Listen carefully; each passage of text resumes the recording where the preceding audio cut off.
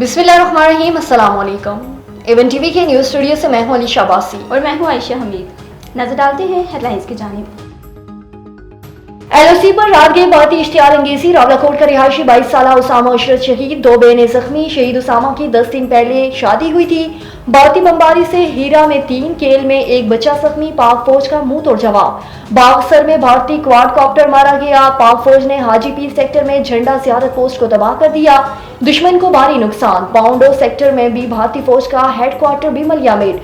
भारतीय हेडालिंग हेडक्वार्टर नानगा हटक को भी निशाना बनाया गया, शदीद नुकसान पहुंचा।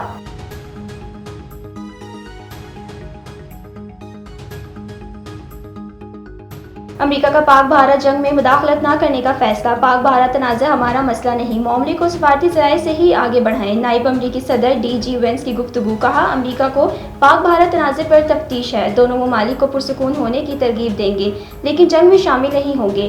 पाक भारत तनाज़े का हिस्सा नहीं बनेंगे। तवक्को है तनाज़ा किसी बड़े इलाकी जंग की तरफ नहीं बढ़ेगा।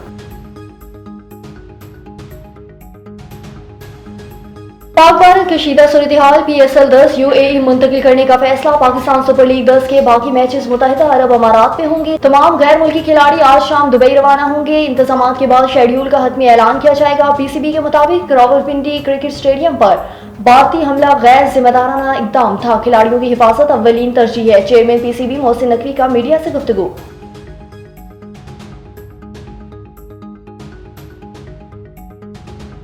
भारतीय मीडिया का मकबूजा कश्मीर में पाकिस्तानी हमलों का झूठा प्रोपेगेंडा। पाकिस्तान हमला करेगा तो नजर भी आएगा, आवाज भी आएगी। पाकिस्तान ने मकबूजा जम्मू कश्मीर पर हमले को फेक न्यूज करार दे दिया। हमले की खबरों में कोई सदाकत नहीं। सिक्योरिटी ज़राए के मुताबिक अमर तसल ड्रामे के बाद जम्मू में हमले का बयानिया सफेद झूठ है।